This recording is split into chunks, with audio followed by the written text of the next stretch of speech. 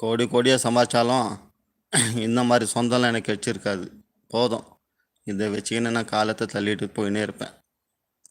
வாய் நிறைய அண்ணான்னு கூப்பிட்றாங்க, வாய் நிறைய தம்பின்னு கூப்பிட்றாங்க. இந்த ஒரு சந்தோஷம் போதாதா? எத்தனை கோடி கொடுத்தாலும் இந்த மாதிரி பாக்கியம்லாம் நம்மளுக்கு கிடைக்காது. எங்கேயோ பிறந்தோம், எங்கேயோ வளர்ந்தோம், எங்கேயோ இருந்தோம். இந்த யூடியூப் மூலமாக நம்மலாம் ஒரு சொந்தமாக ஆகிறோனாக்கா இந்த யூடியூப்புக்கு தான் நாங்கள் நன்றி சொல்லணும். புரியுதுங்களா? ஒரு வயசு பொண்ணு ஒருத்தங்கிட்ட பேசுகிறதுக்கு அச்சப்படுவாங்க. வாய் நிறைய அண்ணான்னு கூப்பிட்றாங்கனாக்கா அந்த உறவுக்கு நாங்கள் மரியாதை கொடுக்கணும். அவனை யாருன்னா பேட் கமெண்ட் போட்டாங்களா அவங்க லைவில், அவங்களுக்கு தட்டி கேட்கலாம். அந்த உரிமையில் அதனால தான் நான் எல்லாருக்கிட்டையும் அவ்வளோ பாசமாக பழகுறேன். தங்கச்சிம்மா, எனக்கு சேனல் கமெண்ட் பண்ணுங்க சரியா? சரி அண்ணா, அதுதான் உண்மை தம்பி. ஆமாம் ஆமாம் அண்ணா, நான் கமெண்ட் பண்ணுறேன்.